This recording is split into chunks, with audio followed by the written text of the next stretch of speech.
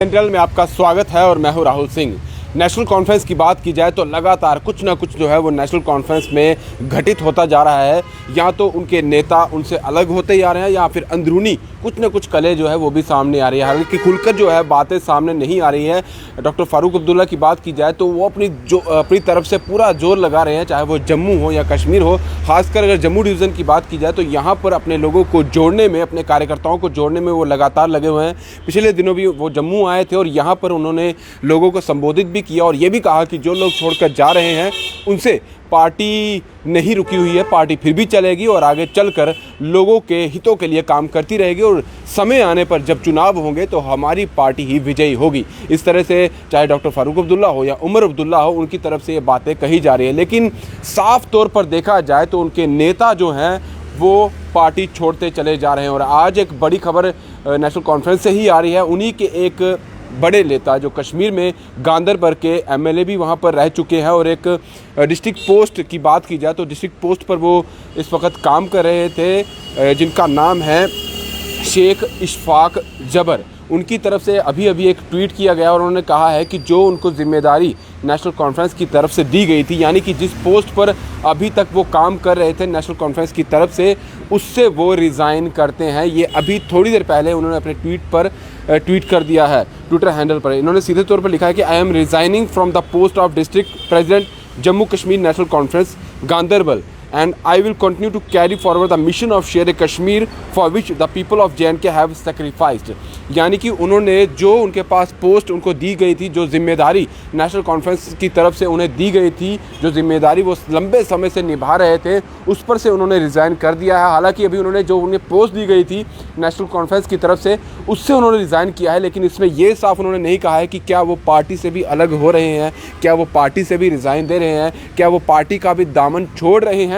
इस चीज़ के बारे में उन्होंने नहीं लिखा है। लेकिन कुछ ना कुछ ज़रूर ऐसा उनके मन में भी होगा या कुछ ना कुछ उनको भी ऐसी चीज़ अभाव हुआ होगा, कोई बात तो ज़रूर हुई होगी या कुछ और आगे कुछ प्लान होगा जिसको लेकर फ़िलहाल उनकी तरफ से ये रेजिग्नेशन जो है वो उन्होंने एनसी को जो है वो नेशनल कॉन्फ्रेंस को थमा दिया है।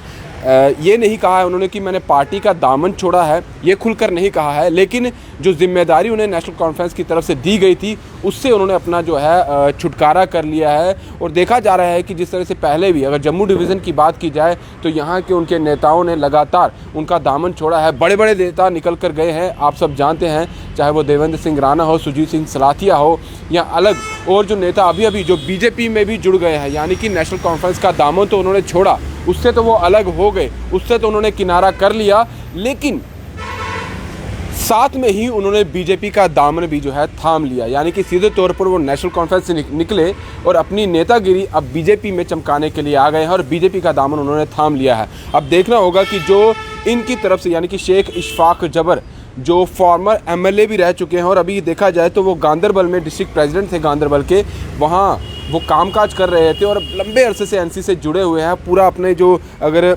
ज़िंदगी के जितने साल उन्होंने नेतागिरी में दिए हैं या जो भी उन्होंने पॉलिटिक्स में अपना समय बिताया है वो नेशनल कॉन्फ्रेंस के साथ ही रहे हैं, उनके साथ ही काम करते रहे हैं। अब देखना होगा कि जिस तरह से उन्होंने पार्टी डिस्ट्रिक्ट प्रेसिडेंट के तौर पर उन्होंने जो अपना रिजिग्नेशन तो दे दिया है, क्या आने वाले समय में वो पार्टी भी छोड़ने वाले हैं?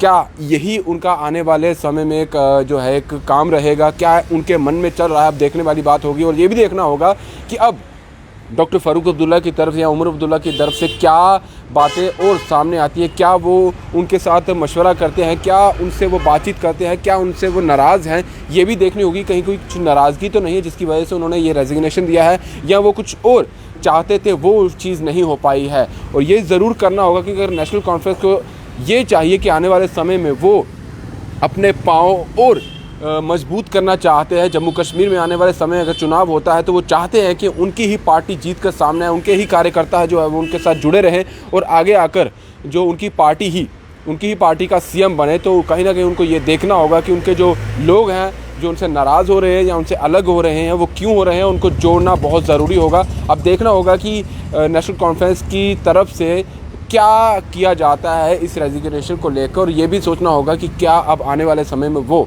नेशनल कॉन्फ्रेंस का दामन छोड़ देते हैं। बड़ी खबर थी नेशनल कॉन्फ्रेंस की तरफ से। फिलहाल दीजिए इजाज़त। धिवा भंडारी के साथ Rahul Singh, the state central के लिए। नमस्कार।